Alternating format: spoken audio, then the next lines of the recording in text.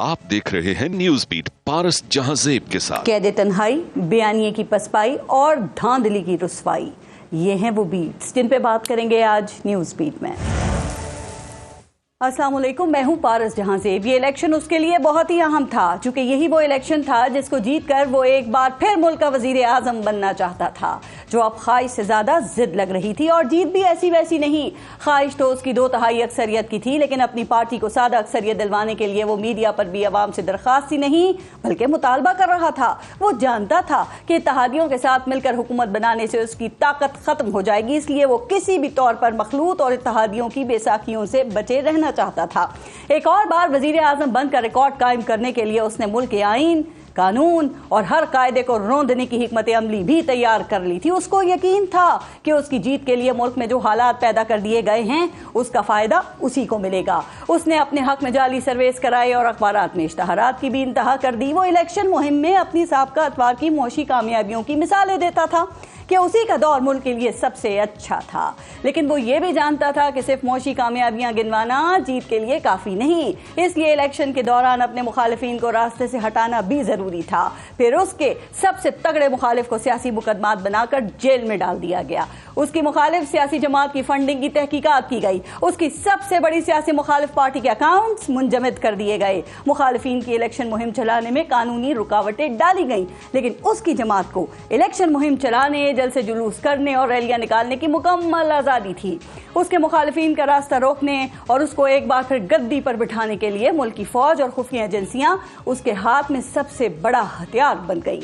उसके मुखालिफ इलेक्शन लड़ने वाले चीखते रहे, चिल्लाते रहे, फरियाद करते रहे, लेकिन वो कानून को बेदरेख मुखालिफिन के खिलाफ इस्तेमाल करने की पॉलिसी पर ही गामजन रहा। मुखालिफिन के खिलाफ ये सब कुछ करने के बाद वो समझ बैठा था कि अब की बार उसकी सरकार। लेकिन जैसे ही नताइज आना शुरू हुए उसकी बेचैनी बढ़ने लगी, चूंकि सब कुछ करने के बाद भी उसकी अपनी जमात सादा अक्सरियत से भी पीछे रह गई। वो विक्ट्री स्पीच के लिए आया तो चेहरे पे ना जीत की खुशी थी और ना ही मजबूत हुकूमत बनाने की कोई उम्मीद। फिर उसने एक खोखली विक्ट्री स्पीच भी कर डाली तो जनाब उसकी हालत कुछ ऐसी ही थी कि बख्त के तख्त से यखलख्त उतारा हुआ शख्स। तूने देखा है कभी जीत के हारा हुआ शख्स? और जीत के हारा हुआ ये शख्स हिंदुस्तान का वजीर आजम नरेंद्र मोदी है, जिसने इस बार 400 पार करने का नारा लगाया, लेकिन सब इत्तेहादी मिलकर 300 भी पार नहीं कर सके।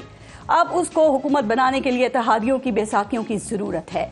हिंदुस्तान की जनता ने उसके गैर कानूनी हथकंडे, गुरूर, नफरत और इंतकाम की सियासत को आसमान से जमीन पर पटक दिया, जो कि सियासी इंतकाम, धौंस, धांधली, जोर जबरदस्ती और ताकत के इस्तेमाल से हासिल नताइज का तो फिर यही अंजाम होता है।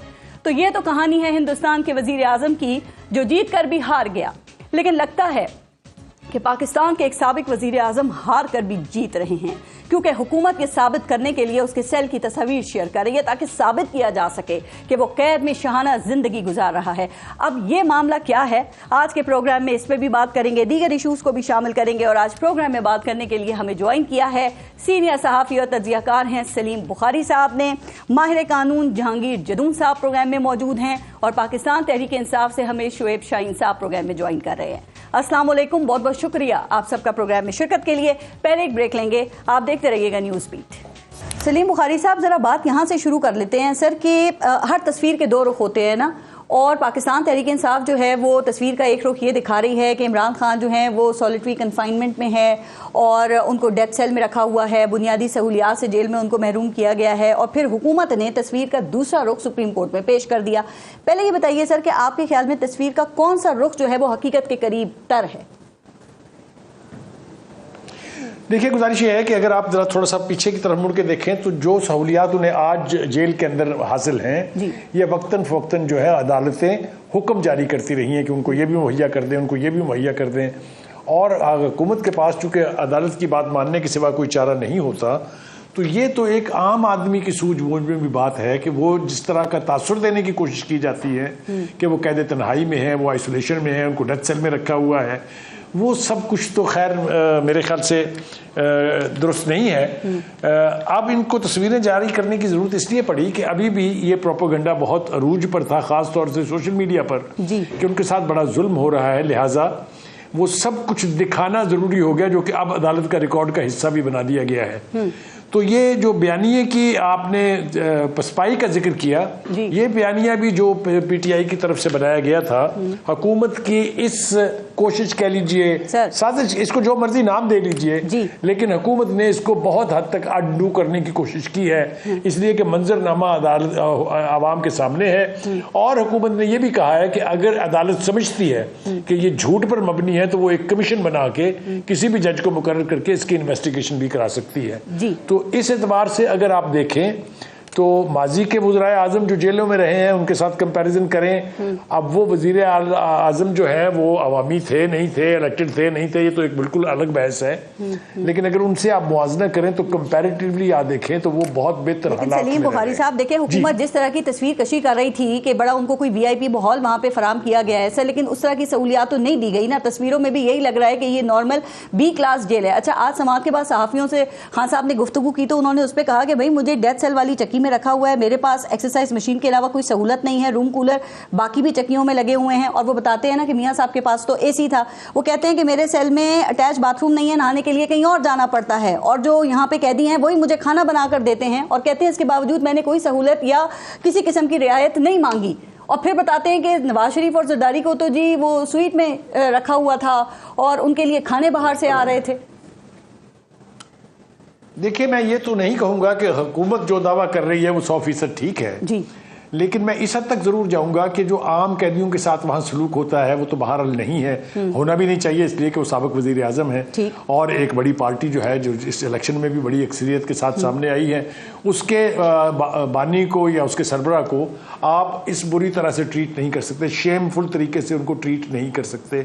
इस हद तक तो मैं बिल्कुल सर। लेकिन आपने जो बयानिए की बात की थी, अभी ये जो आप बयानिए की बात करें, जरा इस पे ये बताइएगा कि आप समझते हैं कि इमरान खान की जो वो नैरेटिव मेकिंग है अब सही है या गलत है, लेकिन आप ये समझते हैं कि ये जो तस्वीर जारी की गई इसके बाद हुकूमत या इदारों ने काउंटर किया है? चूंकि अब से कुछ टाइम तक तो यही कहा जा रहा है कि इदारों या हुकूमत के पास उनका कोई काउंटर मौजूद नहीं होता सर, उनके बयानिए का। देखिए मैंने अर्ज किया आपसे कि जहां तक ये बयानिया है, जिस तरह उमर अयूब साहब कहते हैं या दूसरे लीडर जो हैं वो दावा करते हैं कि वो कैद तन्हाई में है, वो आइसोलेशन में है, वो एक साहब ने तो ये भी कहा कि वो डेथ सेल में है, वो मंजरनामा भी नहीं है। मैं ये नहीं कह रहा कि वो आइडियल सिचुएशन में रह रहे हैं जी, तो मैं सिर्फ यही इतना ही कहना चाहता हूं कि इन सहूलतों को बेहतर करना चाहिए यकीनी तौर पे, जैसा मैंने कहा कि उनका ये हक बनता है कि उनको 1 क्लास की सहूलतें वहां दी जाएं, और ये अदालतें ही इसको इंश्योर करवा सकती हैं। हुकूमतें तो हमेशा कहीं ना कहीं सर पीटीआई कह रही है कि उनका बयानिया इन तस्वीर के बाद मजीद मजबूत हुआ है। शुएब शाहीन साहब, आप कई हफ्तों से ये हुकूमत और इदारों के खिलाफ जो बयानियां बना रहे हैं कि खान साहब को कैद तन्हाई में रखा हुआ है और डेथ सेल में रखा हुआ है और उनको नाकाफी सहूलियात उनके पास हैं, अब ये जो गवर्नमेंट ने जो डिटेल्स और जो तस्वीर सुप्रीम कोर्ट में जमा कराई हैं, तो सर इससे आपको नहीं लगता कि आपकी तरफ से कुछ गलत बयानी की गई है?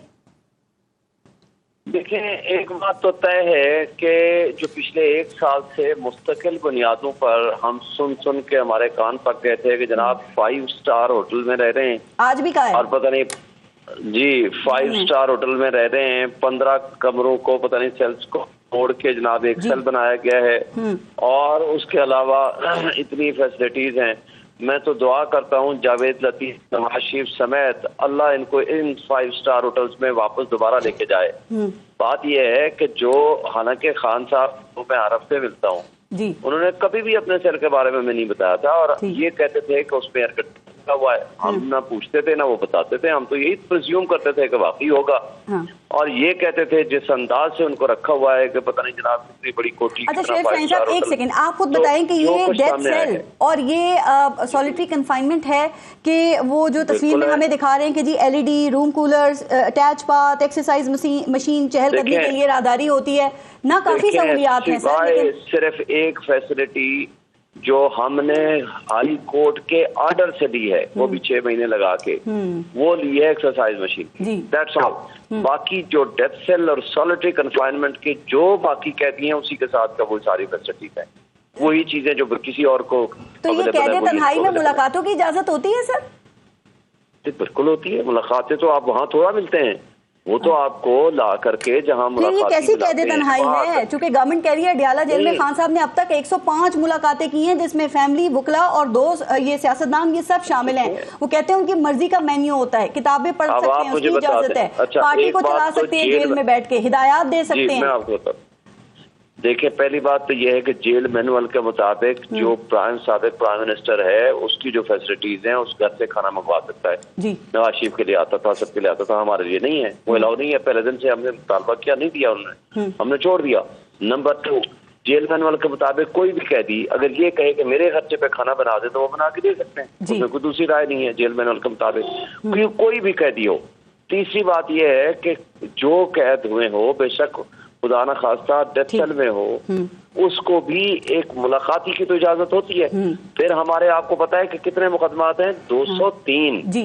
और 203 मुकदमात के बावजूद अगर इनके बकौल, मुझे नहीं पता, 105 जिसमें ट्रायल भी शामिल हैं, हम ट्रायल में जो जाते हैं ट्रायल करने, वो भी उसमें शामिल कर दिए हैं। तो अगर हम ये बात ठीक है, लेकिन देखें खान साहब ने भी कहा, शेख शाहीन साहब आप लोग खुद ये कहते हैं हर खास व आम के लिए एक ही कानून होना चाहिए, तो उसके बाद क्या फिर ये सहूलियात की बात होनी चाहिए? हर खास व आम के लिए, खास व आम के लिए 203 मुकदमात भी नहीं होते। अब आप खास व आम के लिए ये जरूरी है कि जितने वकील हैं वो जा करके उनको मिलने का हक होना चाहिए, उनको मिलने की इजाजत होनी चाहिए। और अगर वो, क्योंकि उनका एक कानूनी आईनी हक है आर्टिकल 10A के तहत कि वो उनको मिलने की इजाजत दें। अगर वो इजाजत नहीं देते हैं तो इसका मतलब है कि उनके बुनियादी इंसानी। अच्छा शेख शाहीन साहब, आप जरा जल्दी से आए, स्टूडियो में पहुंचे, फिर आपसे आगे मैं इस पे मजीद बात करूंगी। जाइएगा जहांगीर जदून साहब, ये जो खान साहब को सहूलियात दी गई हैं या दिखाई गई हैं तस्वीर में, ये क्या कोई एक्स्ट्रा ऑर्डिनरी है या इसी तरह की जो साबिक वज़राए आज़म थे दीगर जो जेलों में रहे उनको भी मिली थी? सर, क्योंकि PTI कह रही है कैद तन्हाई में है और गवर्नमेंट कह रही है कि कैद अय्याशी में है, पुरतायूश तरीन कैदी हैं अब तक के, तो ये किस तरह की कैद में आपके ख्याल में? मेरा ख्याल है दोनों चीज़ें जो हैं वो गलत हैं। जो एक कहते हैं कि बहुत ज़्यादा सख्ती है, दूसरे कहते हैं कि बहुत ज़्यादा शेर। देखिए, पाकिस्तान बेसिकली गरीब मुल्क है जी। इसका जेल तो आप 5 स्टार नहीं बना सकते। आप अगर बाहर के मुल्कों की जेलें देखें तो उनका सिस्टम जो है बहुत अपग्रेड होता है, वहाँ पे फैसिलिटी होती है।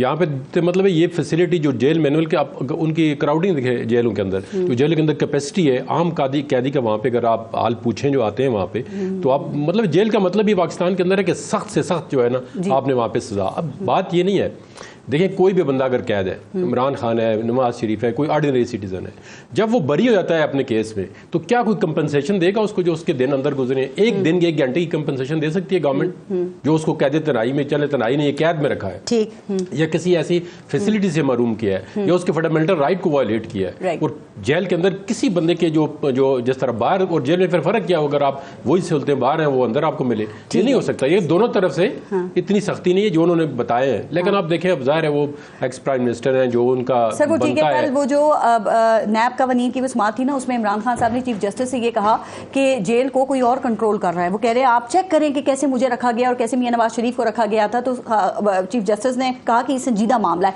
आपके ख्याल में जेल को कौन चला रहा है? मेरे ख्याल में तो पूरे मुल्क को हाइब्रिड निज़ाम चला रहा है। अब मुझे आप जेल का पूछते हैं, मैं तो पूरे मुल्क का ही कहता हूँ we are living in a hybrid system.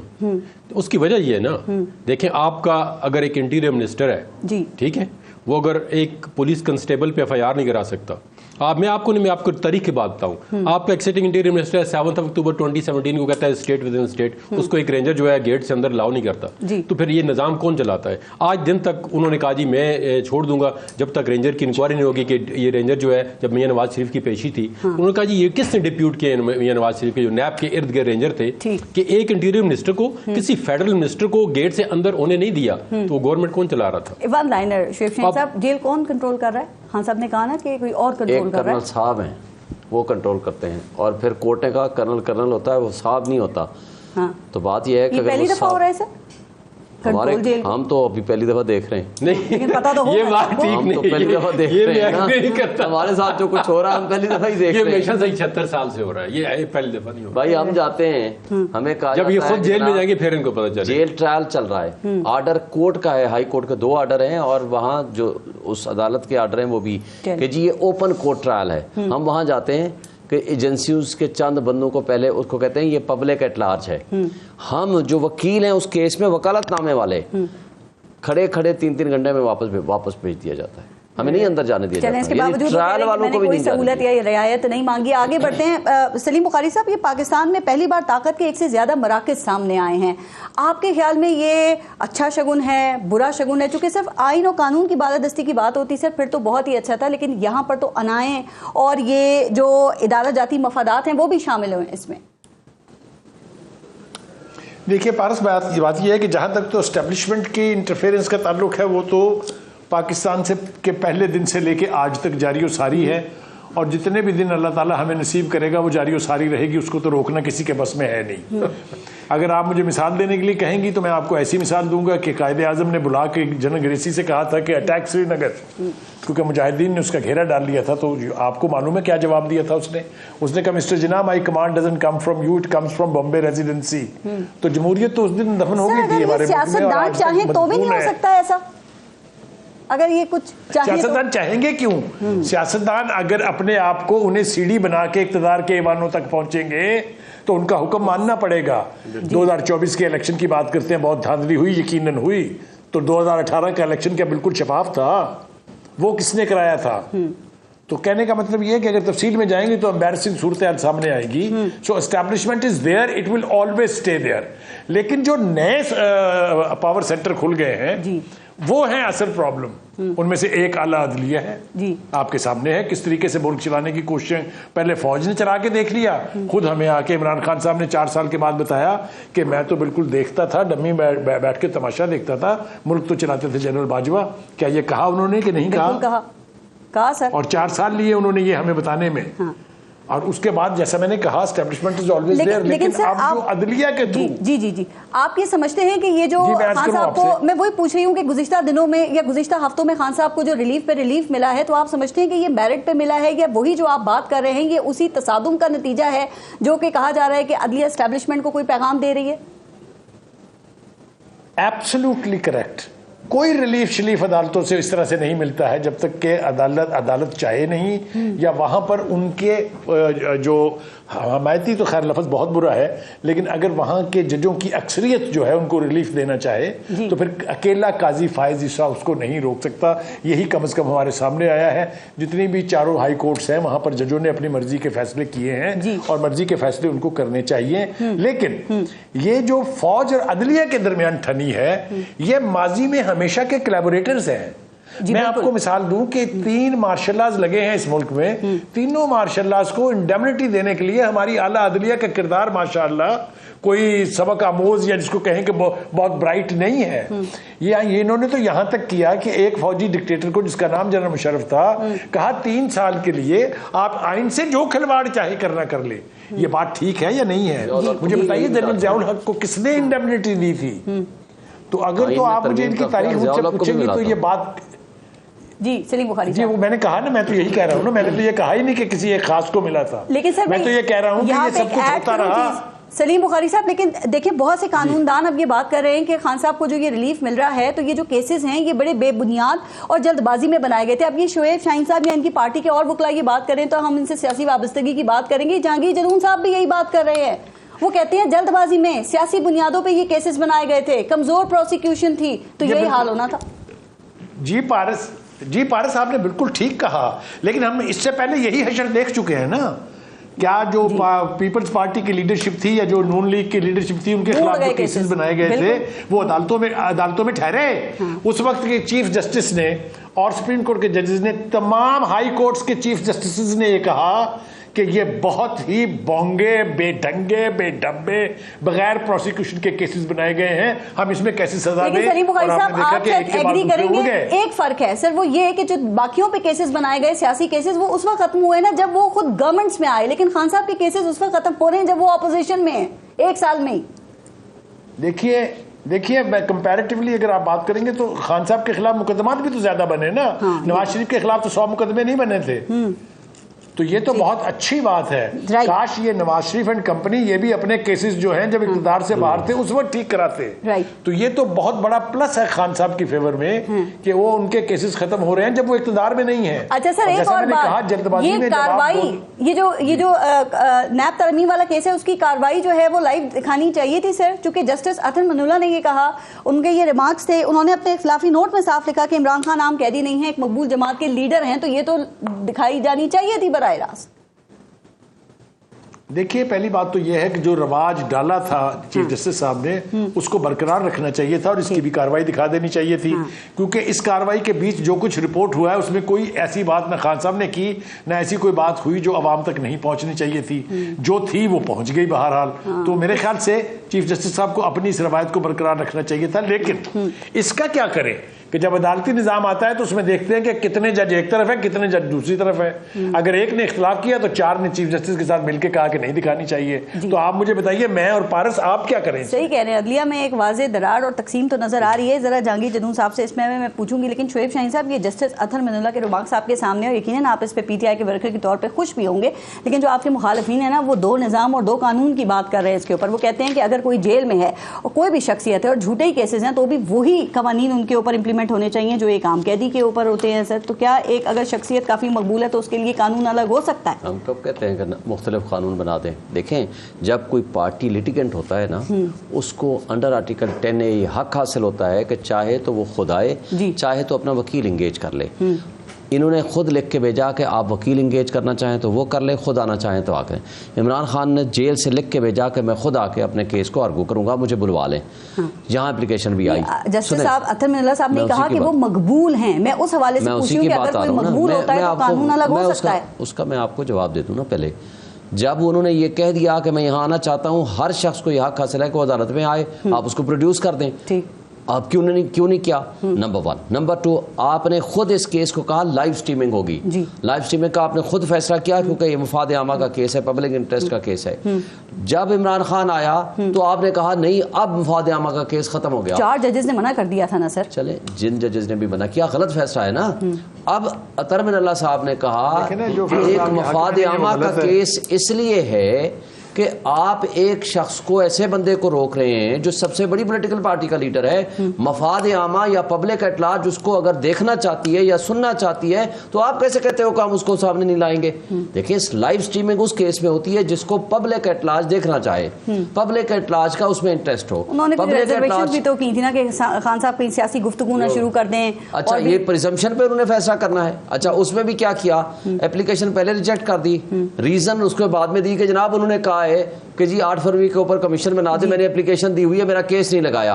9 मई के ऊपर कमीशन बना दे, मेरी पिटीशन 1 साल से पेंडिंग है, आपने केस नहीं लगाया। ये सियासी गुफ्तगू है। आपसे रिलेटेड एक केस के बारे में उसको पहली दफा आपने अदालत में पेश होने का मौका मिला है 1 साल बाद, तो अगर उसने आपसे ये कहा कि अपने केसेस के मुतालिक कहा कि मेरा केस फिक्स कर दें, इसको सियासी जस्टिस साहब ने डाली है। एक और दोहरा मयार जो आपके हवाले से काफी बात होती है, वो ये कहा जाता है कि सर आप लोग PTI में से अदलिया के ऊपर सख्त तनकीद भी की जाती है लेकिन कोई कार्रवाई नहीं होती। दूसरों को तौहीन अदालत के नोटिस इशू होते हैं, उनकी माफियां मुस्तरद हो जाती हैं। फैसल वाडा से कहा कि माफ़ी मांगे, मुस्तफा कमाल की गैर मशरूत माफ़ी मुस्तरद कर दी गई। तो कहते हैं आपको तो कोई तौहीन अदालत का नोटिस नहीं इशू होता। क्या कुछ नहीं कहा आपने जस्टिस आमिर फारूक और 2 साल से 3 साल से जो कुछ PMLN ने कहा, तस्वीरें लगा के जो कुछ अल्फाज का इस्तेमाल किया, जो अभी ये फैसल वाडा ने कहा, देखें काजी फायजा साहब का खुद हुक्म है, अगर आपको किसी जज के मुतासिब होने पे एतराज है आप जरूर उस पर बात करें। मौजूदा दौर की बात कर लेना सर, मौजूदा की बात कर। तो आप लोग तनकीद कर रहे हैं, यही जैसे आमिर फारूक खान साहब को साइफर में बरी कर दिया उन्होंने, और आप कैसे उनको रिमार्क्स देते हैं? तनकीद करना और थ्रेट करने में फर्क है। फुटबॉल अल्फाज इस्तेमाल करने चाहिए, नहीं करने चाहिए। मैं तो पहले दिन से कहता हूं से किए गए, मैंने कहा नहीं करने चाहिए। मैं तो आपकी इस बात का हामी हूं। बिल्कुल तनकीद करना, तो इन्हें अदालत नहीं हुई इस पे। देखें, तनकीद करना, जजमेंट के ऊपर तनकीद करना, आपका क्रिटिसाइज करना, किसी जज के बारे में कहना कि वो मुतासिब हैं, ये आपका कानूनी और आईनी हक होता है। इसलिए लेकिन आपको अल्फाज का चुनाव with in the parameters of constitution and law होना चाहिए। हमने कब कहा है कि ये गलत है? लेकिन ये काजी साहब का अपना हुक्म है। जिस जज साहब, हाँ, आप पूरी जुडिशरी को अटैक करें, आप फुटबॉल बनाएं सरू के या इज्जतों के, आप धमकियां दें, आप जस्टिस सिस्टम को, आपकी तरफ से इतनी बड़ी कोई कंटेम्प्ट नहीं होती जो आप समझते हैं कि तौहीन अदालत इशू होना चाहिए। लेकिन जहांगीर जदून साहब, आपने 3 दिन पहले साइफर के हवाले से 2-3 दिन पहले ही आपने कहा कि ये एक बेबुनियाद सियासी बुनियादों पर बनाया गया केस है और जल्दबाजी में बनाया गया। तो आप समझते हैं कि इस्लामाबाद हाई कोर्ट का फैसला जो है खान साहब को इसमें बरी करने का वो बिल्कुल दुरुस्त है? देखिए ना, जैसा अभी आपने कहा है कि ये जो चीफ जस्टिस से इन पे बड़ी इन्होंने तनकीद की और बड़ी गलत अल्फाज इस्तेमाल की, कंटेम्पचुअस लैंग्वेज जिसको कहते हैं पार्लियामेंट्री लैंग्वेज में, वो उन्होंने इस्तेमाल किए। लेकिन उसके बावजूद जो हाई कोर्ट है उसमें दोनों वो जज थे जो उन्होंने नवाज शरीफ को भी रिलीफ दिया, दूसरे जज भी वही थे।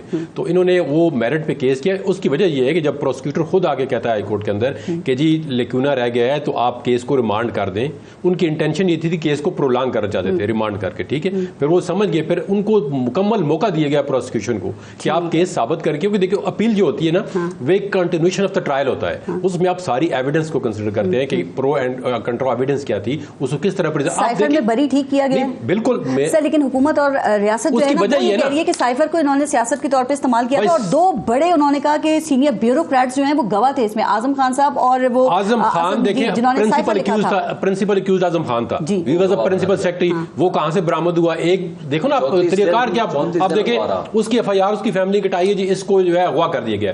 आप एक अगवा बंदा एब्डक्टी जो है सबसे बड़ी एविडेंस उसकी होती है, वो जब एब्डक्टी सामने आता है तो वो 164 या 166 आजम खान खुद की बात क्यों नहीं कहते, स्टेटमेंट दी है तो उसकी वैल्यू एविडेंस में क्या होगी। देखें ना आप टेक्निकली इसको देखें एविडेंस के, अगर उन्होंने लहराया उन्होंने गलती कर दी है, लेकिन प्रोसिक्यूशन का केस जो होता है बियॉन्ड रीजनेबल डाउट साबित करना होता है। आपने एक बंदे को 10 साल हो सकता है 2 साल का केस बनता हो, ठीक है ना, ठीक, तो आपने 10 साल कैद करके सारा केस खराब कर दिया है। या आपने प्रोसिक्यूशन, आप एक और काम देखें, वो बंदा जो एक्यूज होता है ये उसका फंडामेंटल राइट है फेयर ट्रायल का कि वो अपनी मर्जी का वकील है। इन्होंने जाके स्टेट काउंसिल उधर ही गवर्नमेंट प्रोसिक्यूट कर रही है, खुद ही अपना स्टेट काउंसिल जो है वो और अलकादे ट्रस्ट केस आपके ख्याल में क्या ये भी सियासी बुनियादों पर बनाए गए केसेस हैं? मुझे वाइड अप करने देना इस वाले को। देखें ये एक अंधा बंदे को पता है कि भाई आप अपना स्टेट काउंसिल जो गवर्नमेंट से तनख्वाह लेता है, जो मैंने अपॉइंट करके गया हूं एज ए जनरल, उसको एक तरफ जो है आप खड़ा कर दिए हैं एक्यूज के उसमें। एक्यूज ने कहा है कि मुझे ये वाला वकील दें, ठीक है। अगर आपने ये वाले लिक्यूने छोड़े हैं तो फिर उस केस का क्या पेश नहीं होते थे, इलेक्शन मुहिम में काफी बिजी थे। नहीं जरा जो देखे ना, जो केस अगर गवर्नमेंट ने तेज चलाना हो उसमें सब कोई वकील न पेश हो, कहते हैं 2 बजे आ जाए, ये फैसला करते हैं। ये दोनों तरफ से होता है। जो प्रोलॉन्ग, अगर पीटीआई किसी केस को प्रोलॉन्ग करना चाहती है वो आपकी बात में ना वो कुछ ऐड करना चाह रहे हैं। सलीम बुखारी साहब जी कुछ कहना चाह रहे हैं सर। आज तो मैं सलीम बुखारी साहब की सारी बातों की करना है कि ये बहुत बुरी तरह से मिसहैंडल हुआ है साइफर का केस जो है। ये तो गुमशुदगी का केस बन गया, जैसे किसी एक छोटी सी चीज की चोरी हो गई थी। ये असल मुकदमा तो था ऑफिशियल सीक्रेट एक्ट के तहत कि जो कंटेंट्स थे साइफर के वो पब्लिक किए गए और एक जलसे में लहरा के बाकायदा उसके मंदरजात बताए गए, बाकायदा एक सुपर पावर को एक्यूज किया गया, बाकायदा उसके स्टेट डिपार्टमेंट की तरफ से बयान आया। ये मुकदमा तो था ऑफिशियल सीक्रेट एक्ट को रिवील करने का, बना दिया उसको गुमशुदगी का। तो उसका तो यही किसने कभी भी साइफर डी क्लासिफाइड नहीं होता है तो सिर्फ 5 आदमियों के लिए होता है। अब हमें आप ये सबक तो ना पढ़ाए, तो 5 आदमियों के पास वो तो आज चला जाता किसी है। सूरत में नहीं होता D classified for the consumption of the people. पेश नहीं किया गया, एग्जिबिट नहीं कराया गया। साइफर 40 साल के बाद शायद एक गुंजाइश है कि आप गुम हो गई तो उनके पास थी ना, वो एग्जिबिट करा लेते ना। राइट। एक मुझे ब्रेक लेनी है, एक बात और जो पूछूं, तोशा खाना और जो अलकादे ट्रस्ट केस है आपके ख्याल में वो भी जल्दबाजी में बनाए गए? आप समझते हैं उसमें मेरा बॉटम लाइन एक ही आपको आंसर है, आप जो भी केस बनाते हैं उसकी एविडेंस आपके पास हो और साबित करना गवर्नमेंट का काम है, प्रोसिक्यूशन का काम है। 9 मई के मुकदमात 9 मई को तो सामने बरी हो रहे हैं। अब जो मौजूदा हैं वो भी खान साहब को 9 मई के मुकदमा के साथ में लिंक करना है और आपने एविडेंस बेस। अब एक और लड़की के अगेंस्ट केस बनता है जी, 5 शर्म एट टाइम मौजूद थी, तो आप तो अपना केस डैमेज कर रहे हैं। जिन बंदों के आप वीडियो देख रहे हैं वो वायलेंस कर रहे हैं, उनको बेशक ट्रायल करें, उनको कैद करें। किसी ने मना किया कि उनको, किसी ने रोका है कि ट्रायल ना करें। सुप्रीम कोर्ट ने भी जो कि ट्रायल पे स्टे ने दिया, उनका करें आप ट्रायल। पीटीआई ने खुद कहा है जी जो बंदे वायलेंस के अंदर मौजूद थे उनका ट्रायल करें। अगर शोएब साहब वायलेंस के अंदर मौजूद थे, इनका भी ट्रायल करें। मैं तो कह रहा हूं, मैं सामने बैठा हुआ हूं। मुसलसल डराए जा रहे हैं जब ये जेल में जाएंगे, जब इनका ट्रायल होगा। नहीं, ये जेल में ये मजबूत होंगे। अभी वो बड़े दुखी हैं जो इस्लामाबाद इलेक्शन ट्रिब्यूनल है ना, उसके तब्दील होने की बात हो रही है। फैसला महफूज है। ब्रेक के बाद इस पे बात करती हूँ। ब्रेक लेते हैं, देखते रहिएगा न्यूज़ बीट। अच्छा सलीम बुखारी साहब, ये इलेक्शन को पूरे 4 माह मुकम्मल हो जाएंगे कल सर, और धांधली का मामला अभी काफी गर्म है। जब ये ऑपोजिशन धांधली की बात करती है, हुकूमत कहती है ट्रिब्यूनल्स जाओ।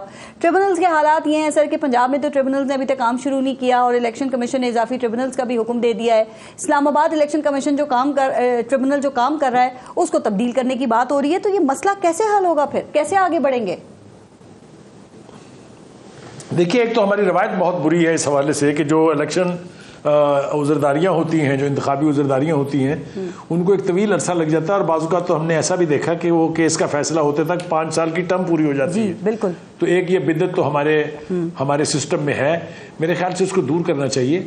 मुझे अच्छी तरह से याद है कि चीफ जस्टिस साहब ने भी ये कहा था कि ज़्यादा से ज़्यादा रफ्तार के साथ ये केसेस जो हैं ये सुने और इनके फैसले किए जाने चाहिए, लेकिन अभी तक हमें इस सिमत में कोई पेशरफ दिखाई नहीं देती है। मेरे ख्याल से केसों को लटकाना, उसको देर तक चलाते रहना, ये सूट करता है सिटिंग गवर्नमेंट को हमेशा से। आपने देखा इस्लामाबाद के जो 3 केसेस हैं उसके बारे से अब अल्टीमेटली प्रोसीडिंग्स के बाद उन्होंने कहा कि हमें तो ये ट्रिब्यूनल के ऊपर एतमाद नहीं है, हम ये बदलना चाहते हैं।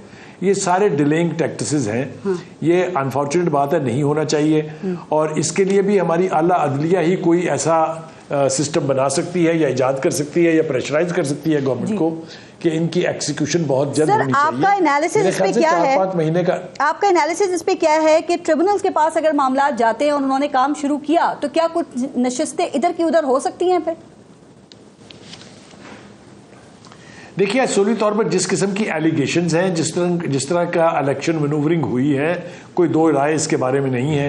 वो लोग जो नहीं हारना चाहते थे वो हार गए हैं। मुझे इनके जीतने का तस्वुर नहीं किया जा सकता था, वो जीत गए हैं। किस हद तक इसमें एस्टेब्लिशमेंट ने इंटरफेयर किया है, ये सारी बातें हमें उन फैसलों के नतीजे में ही पता चलेंगी। तो मेरे ख्याल से मैक्सिमम प्रेशर पीटीआई को डालना चाहिए कि ये केसेस जितनी जल्दी फैसला हो सके उनको करना चाहिए, चाहे इसके लिए एडिशनल जजेस आपको देने पड़े।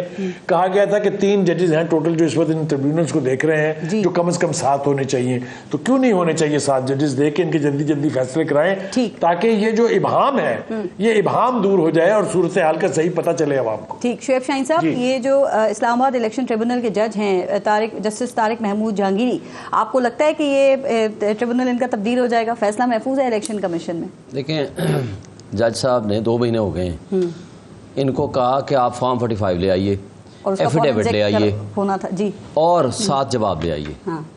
ये 2 महीने से भागते भागते आज करेंगे, कल करेंगे, परसों करेंगे। कानून ये कहता है, इलेक्शन एक्ट 2017 7 डेज में जवाब देंगे, और अगर नहीं देंगे, एडजर्नमेंट मांगेंगे तो डे टू डे हियरिंग होगी और एडजर्नमेंट 1 लाख रुपए जुर्माने के साथ होगी। लेकिन जज साहब ने उनको फिर भी टाइम दिया कि कोई बात नहीं, हो सकता है कि ये जवाब बना रहे हूँ, कुछ कर रहे हूँ, कोई वकील आ गया, कोई एक बहाना दूसरा बहाना, भागम भाग पहुँच गए इलेक्शन कमीशन के पास।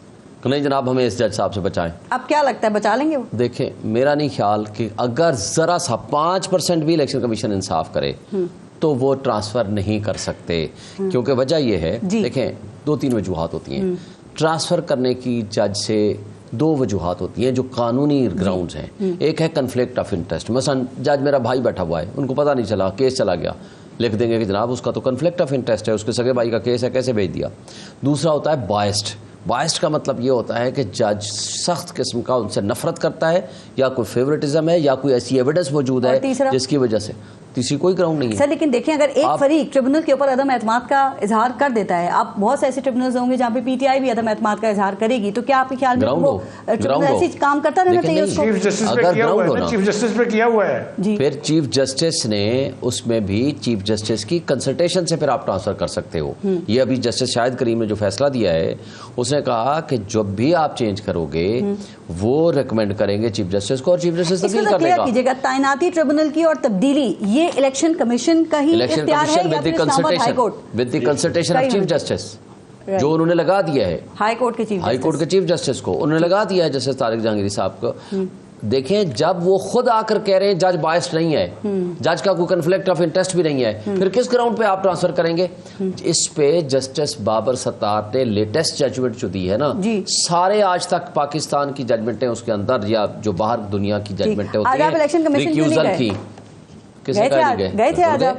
मैं आपको उसकी स्टोरी सुनाता हूं, लेकिन मैं आपको बता दूं, आप इस्लामाबाद हाई कोर्ट में बिजी हैं। जस्टिस बाबर सत्तार साहब ने एक लेटेस्ट जजमेंट दे दी है, वो भी मैंने उनको ला कर दे दिया है। पाकिस्तान की सारी जजमेंट दे दी है, उसके बकौल आप ये ट्रांसफर नहीं कर सकते। नंबर 1। नंबर 2, हमने इनके आर्डर्स को हाई कोर्ट में चैलेंज कर रखा है। हम वहाँ बहस कर रहे थे, हमें कहा गया आज यहाँ नहीं आएंगे तो मैं अभी ऑर्डर कर दूंगा। मैंने अपनी बहस अधूरी छोड़ी, अपने वकील साहब को वहाँ छोड़ा, मैं यहाँ आ गया और आ करके मैंने पूरे आर्गूमेंट्स किए, पूरा लॉ दिया उनको कि आप इसको ट्रांसफर नहीं कर सकते, और जब वो खुद कह रहे हैं जज बायस्ड नहीं है, फिर किस कैपेसिटी में आप ट्रांसफर करेंगे। और आखिरी बात देखें, इलेक्शन कमीशन के ऊपर मेरा इल्ज़ाम है कि इलेक्शन कमीशन, आरओ और तारिक फजल चौधरी, इन्होंने मिल के मिली भगत करके मेरे रिकॉर्ड को टेम्पर किया है। तो जब कोई खुद पार्टी इल्जाम अलग हो, 3 हलकों में मसला है, तारिक फजल चौधरी वाले और आपके हल्के में ये मसला नहीं है। लेकिन जदून साहब, याद है इलेक्शन के बाद आप शो में आए थे और आप कह रहे थे कि ये जो इलेक्शन ट्रिब्यूनल्स हैं, मैं इनको पाबंद किया जाना चाहिए कि ये एक लिमिटेड टाइम के अंदर फैसले दे दें। लेकिन यहाँ पे तो काम ही नहीं शुरू हुआ, और जहाँ पे काम हो रहा है इस्लामाबाद इलेक्शन ट्रिब्यूनल में, वो तब्दील होने की बात हो रही है। देखिए, आपने अभी कहा है कि 8 फरवरी को इलेक्शन हुए, अभी सुबह 8 जून है जी, 4 महीने गुजर गए हैं। और इलेक्शन एक्ट कहता है कि इसका फैसला जो है 6 महीने के अंदर आपने करना है। ये एक्ट कह रहा है विद इन 6 मंथ, मतलब आप 4 महीने में भी कर सकते हैं, 3 में भी कर सकते हैं, लेकिन 6 महीने से ज्यादा आइन तो यहाँ बहुत कुछ कहता है। नहीं, ये मतलब है एक स्ट्रेटजी की प्रोविजन इन्होंने पार्लियामेंट ने डाली है ना। जिस पार्लियामेंटेरियन ने ये कानून बनाया है कि इलेक्शन ट्रिब्यूनल जो है इलेक्शन डिस्प्यूट का फैसला पिटीशन के 6 महीने में करे, तो उसने उस कंसेंट दिए, पीटीआई ने भी दी है, पीएमएलएन ने भी दी है, जेयूएफ ने, तमाम पार्टियों ने ये मुतफिका इलेक्शन एक्ट बना हुआ है, तो उन्होंने कहा था 6 महीने के अंदर। देखें ना, आप पाकिस्तान के अंदर, आपके ख्याल में इस्लामाबाद इलेक्शन ट्रिब्यूनल जो है उसको तब्दील होना चाहिए? नहीं, देखें, ये इनका केस प्रेजुडिस है। मैं ये कहता हूं कि सर, अभी तक तो जस्टिस जहांगीर साहब की तरफ से कोई जानबदारी तो इसके अलावा कोई सामने नहीं आई कि उन्होंने कहा फॉर्म 45 लाओ और 40 मैंने उनकी बात सुनी है ना। देखें, अगर आप समझते हैं कि हमारा केस कमजोर है तो ट्रांसफर कर दें, ये गलत बात है, और किसी फेवरेट जज के पास लग जाए, ये कोई ग्राउंड नहीं, ये नहीं होना चाहिए, मेला फैडी है इसमें। अगर आपकी कोई जेन्युइन रिक्वेस्ट है कि हमारा केस, वजह बताए ना क्यों ट्रांसफर किया जाए, चाहे इससे नहीं किसी और जज से, कोई भी बंदा होता है वो जाकर, अब उस दिन जो इद्दत वाला केस था, आखिरी लम्हात पे जनाब पहुंच गए हैं जी, उधर जो उदम मचाई है, दोनों तरफ से बोतलें मारी हैं, पता नहीं क्या क्या क्या है, कोई समझ नहीं आ रही थी क्या क्या क्या। तो अगर आप ये समझते हैं कि हमारा जो केस है, कोई भी, मैं पार्टिकुलर नहीं, हर केस की बात कर रहा हूँ कि जी ये केस मेरे खिलाफ आ जाएगा, तो आप जाके कहते हैं जी हमें आप पे इत्मीनान नहीं है, या तो आप देखिए ना मुकम्मल बाइकआउट करें, जी मैं हमारा कोई केस ये ना होने की सूरत में भी, ठीक है। कल को अगर वो केस को लंबा कर देते हैं, कहते हैं जी ठीक है 6 महीने के ऊपर जाता है, साल 2 साल, तो फिर आप कहेंगे जी सब ठीक है। तो इस तरह निजाम नहीं चल सकता। देखिए, आप एक मेरिट पे काम करें, अगर इनका राइट बनता है तो इनको दें, आप शिकस्त तस्लीम करें जो भी एमएनए है।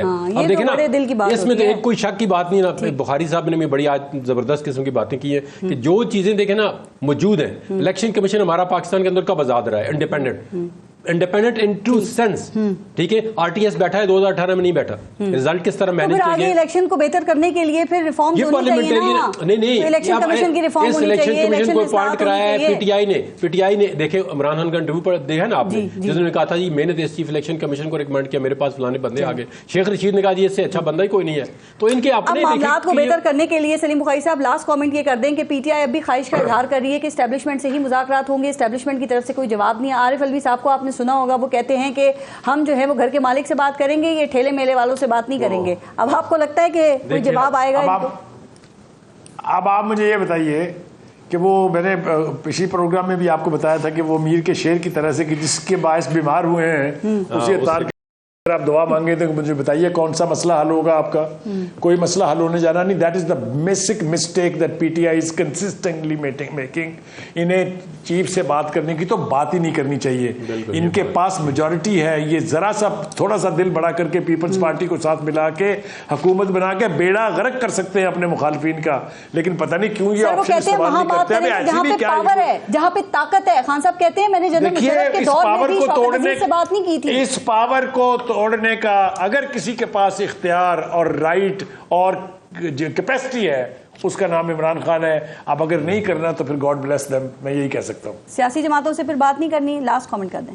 देखिए हर सियासी जमात से हम बात कर रहे हैं सिवाय 3 के। देखें हमारे पास आज 2 और जमातें, 2 और जमातें हम उनको शामिल कर रहे हैं। शिरानी ग्रुप आज हमारे साथ शामिल हो गया। हम हर पॉलिटिकल पार्टी से बात करेंगे मगर डाकू से बात नहीं करेंगे। जिन्होंने हमारे मैंडेट पे डाका डाला है आए, कोई सीबीएम बताएं, आप मुझे बताएं कि कोई उन्होंने जुडिशियल कमीशन बनाया, हर रोज 400 नया मुकदमा बनाते हैं।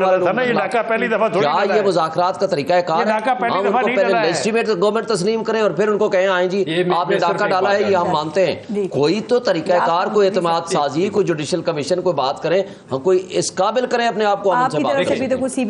एक बात माने, देखिए 2018 में गवर्नमेंट जिस तरह भी आई ना, जो पहला असेंबली का सेशन हुआ तो उसने शहबाज शरीफ ने क्या था इमरान खान को, आप अपनी सियासत करें लेकिन let come charter of economy पे हम बात करते हैं। उस वक्त उन्होंने देखिए इतनी फ्लेक्सिबल थोड़ी सी बताएं, कहते हैं इनके पास कोई मैंडेट ही नहीं, मैंडेट नहीं है तो सबके पास एक दो, देखिए ये कह सकते हैं कि हमारे जो एमएनए है वो नहीं है मैंडेट, लेकिन पूरी पार्लियामेंट के पास तो अपनी स्वीपिंग स्टेटमेंट ना देने के, सबके पास मैंडेट नहीं। जिनके पास मैंडेट है उससे बात करें। आप कहते हैं वाले को उठा करके प्राइम मिनिस्टर बना हुआ है, तो देखे ना, जो कहता है मैं एस्टेब्लिशमेंट की आंख का तारा हूं, उसके पास क्या कैपेसिटी है। राना सनाउल्लाह कहता है शुक्र करो उसने इंटीरियर मिनिस्टर ने ये कहा, मोहसिन नकवी ने कि मैं प्राइम मिनिस्टर का होता नहीं मान लिया। ये तो इनकी हालत है, किस कैपेसिटी में और किस वजह से उसको बनाया है सेनेटर, और कैसे कमजोर भी होने की बात करनी चाहिए। जिस तरह क्रिकेट का बेड़ा गर्क किया, उसी तरह आपने लॉ एंड ऑर्डर का बेड़ा गर्क किया। आपने बड़ी दुखी बात कर दी आखिर में। सलीम बुखारी साहब, जानी जरूर साहब और शुएब शाहीन साहब, बहुत बहुत शुक्रिया आप सबका प्रोग्राम में शिरकत के लिए। अपना और अपने मुल्क का ख्याल रखिए। फारस जहां से को इजाजत दीजिए। अल्लाह निगहबान।